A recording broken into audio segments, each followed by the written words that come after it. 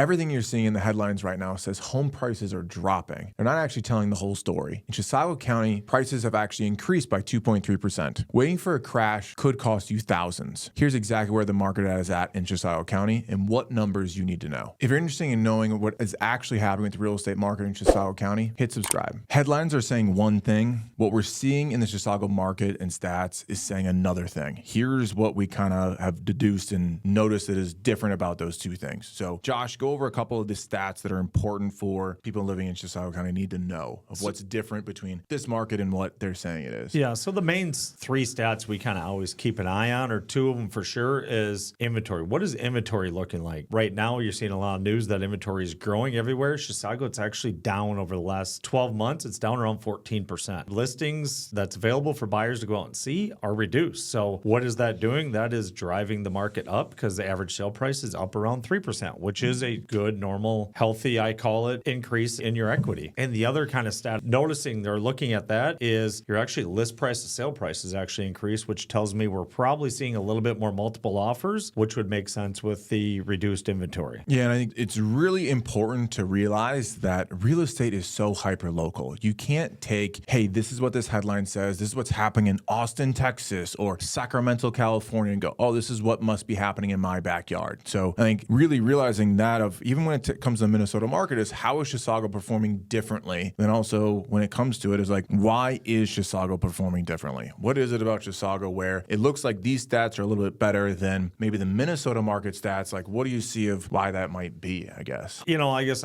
we're a smaller community. We don't have the saturation of, hey, a bunch of houses get listed. It just doesn't happen quite like that. And we're generally a few, I call it 2 to 3 weeks behind what the metro is doing is generally what we see. And we actually seen a drop in new listings in previous videos of what the actual Twin Cities market was doing. And we're seeing that in the Chisago market. And again, Chisago's a small, tight-knit community, and it's really a kind of its own little local market. I think there's this other piece of why Chisago is performing so well, or why these stats are different there, is this simple fact that Chisago has some of the best lakes in the metro. It does. And it has some of the best value lakes in the metro. And I think there's more people noticing that and going toward that. And you get this little mix of, we get after the pandemic or during the pandemic, everybody wanted to rush out of the cities. Then after the pandemic, they kind of rushed back. And then now I think there's this middle ground of I need a little bit of both. I have some work from home, but some in office. So I don't want to be too far, but I also want that feel. And I think that's where Chisago really shines. And also add in that it has a great school district, add in the other additional features that it's creating or having. And I think that boating life, which is so unique to Minnesotans, that I think that add those together and you get a county or a market that outperforms other areas. You got the state parks there too, and there's some good places to visit that bring in the attraction and kind of that, as I said, let's get out of the city, but I don't want to drive 4 hours, 5 hours to go to my cabin. You kind of get that in Chisago within 45 minutes of the metro. Yeah. Now, the other thing that we're seeing in the headlines to go, how is this affecting what's happening in Chisago County, is interest rates. Obviously, we've seen some increases in interest rates. Inflation's been going up a little bit. Like, what is actually happening with interest rates? Is it causing an actual problem? Do we see it creating any other issues with these stats? Where are we at right now? No, I mean, sure, 2023, we went from 3 to 7. We've seen the die down a little bit, which, again, we've talked about several times, but now rates are kind of floating at that 6.25, 6 to 6.5 rate. Now there's other programs out there. We just had a local lender in, and he was discussing, a lot of buyers right now are working on doing an ARM loan, 5-1 ARM, where they can have a reduced rate down to potentially that 5.5 to 5.25. And that's becoming a great package for people. And we're not seeing a slowdown based off of these current rates of where they're at. We're actually seeing an increase of buyer activity. And I think the pent-up demand is there. Some of the golden handcuffs are starting to release because people are tired of their homes that they bought during the pandemic, and they're making moves. Yeah, I think that's the most important thing to note is you may see in the headlines that rates are getting to here or getting to there, but in reality, are we seeing that with home prices going down or houses sitting on the market longer? Is there really like this, is the buyer pool really dried up because of affordability or because interest rates have increased? And we haven't seen any of that. We hear it from the media or lenders quite a bit on, hey, interest rates went up or went this. And like, we haven't seen a slowdown in showings or buyers almost at all. No, not over the last 12 months. I mean, it's still been consistent. There's still the consistent growth in the market, the healthy growth that I like to see, that, 3 to 5%. 5% and sale price increase and inventories coming down, which could actually push that average sale price going up a little quicker. I want to hit this note on what you had mentioned or what our lender was talking about is this idea of ARMs are becoming to make more sense. Now, when it comes to an ARM, a lot of people are afraid of them. There's a lot of bad vibes when it comes to an ARM. When I've never sold an ARM, no one has ever, I think, done an ARM in one of my loans before. But now it seems to make sense. I'm considering it. Explain what an ARM is now. Why is it beneficial? And also a little bit, why is it different than the 2006 ARMs? Right. And I think more of now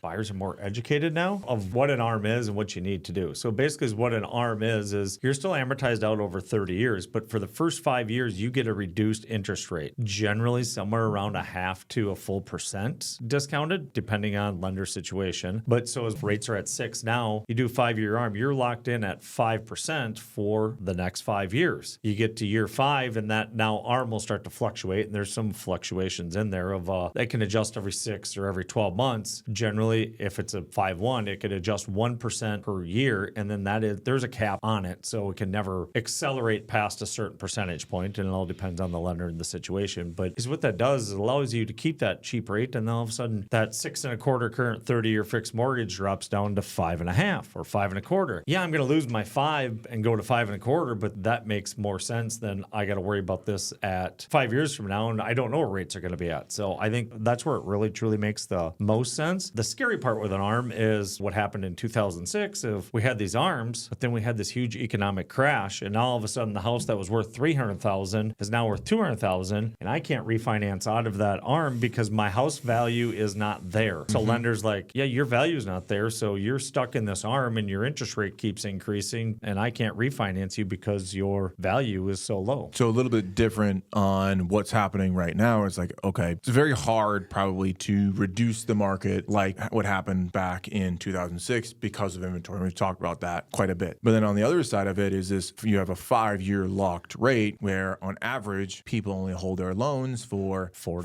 years, yeah, right? 4 to 7 People only years. live in their house on average 7 years. So you're pretty much really close to being in that same space to going, you're probably going to refi or sell most likely anyways. In it is, ARMs are a pretty newer product that a lot of people don't use. It is something that as soon as this came up, Josh looked right at me. He's like, you should do that. I have a 6.875 interest rate. I'm waiting for a time to refi. Like, is it when we get to 6.25? Typically, you're going to want to be around a full percentage point down before you pay to do a refinance. But if I do a 5-year and go to a 5%, like that's a huge savings. Like that makes up in 6 months. So I think it's definitely something that I'm going to consider. But I think important for people in Chisago to understand is the interest rates aren't making as big of an impact as maybe the media tends to think it is. Just because we have these things going on geopolitically, it's not really correlating yet to what's happening in the marketplace. So now with what's happening or with these headlines, with what's the stats are saying in Chisago County, what should buyers do? Which is always the most important thing. Who cares about stats unless it creates something for what should we do based off of this? Right. Knowing and understand the market is moving fast is you need to be prepared. For a buyer, be prepared as far as make sure our pre-approval is solid. Make sure we have a good down payment. Are we knowing and understanding what we're really looking for and what our options are out there? Just have a good strategy and a plan and work with your agent and yourself or your spouse to understand what do I really want in a house. And if I want it, I'm probably going to have to most likely end up in multiple offers at it to be aggressive with your offer. I think that's the number one mistake I see buyers making is they don't have enough of a plan. Their plan is just to click onto Zillow, hop out a couple of houses, maybe get pre-approved later, wait until one house they really enjoy comes up, then they might do something. And I think really having a strategic plan of what you want, what you're looking for, what it's going to take to get there. Is your house prepped? Are you pre-approved? Is your credit score good? All these things you can put together to have a good plan. A lot of people just wait until, I really like this house. It looks pretty. Click me, go see it. And then I'll start to do that. And then all of a sudden, 6 months later, they finally get a plan. It's like, you can make a plan pretty quick. You can do that up front. So I think that's the thing to understand for buyers. So now for sellers, how should sellers be treating this market? I mean, with sellers, inventory is low. So now is a great time. I mean, we're hitting the prime spring selling season in Minnesota. So having your house prepped and ready. I've listed a couple here in the past few weeks. A couple have already went under contract, which has been amazing. But we had a plan. We started working on these 2 months ago of getting the house prepped and ready, photography done, making sure we're price competitive and not going, hey, I think the market can get me this price. That's not the strategy to have. It's like, what is the market bearing for your house? So making sure you have that, the price appropriate, and you're completely prepped and ready for the market. For sellers, like this is a big win scenario, or can be, if you do it right. This is not a every seller wins market. This is the seller with the good strategy and good prep, they win. The other ones kind of lose. And I think that that's weird that we see this low inventory, or it feels a little bit like it doesn't really matter on the seller's side. Like, just list your house, it'll be fine. Market will correct itself. That's not exactly it. It still has to be more than in years past, a more strategic approach. Correct. We're not in COVID anymore where you could stretch that price a little bit just because the inventory and the number of buyers that were out there. Now we need to be more priced appropriate, because the ones that aren't, we are seeing they are sitting on, they're expiring, they're canceling, they're going, why am I not getting activity? What's going on? The expectations up front weren't set properly. Yeah, there's buyers out there, but those buyers don't have to buy your house. That's what's happening with buyers right now. They do not have to buy. They're choosing to because they want to,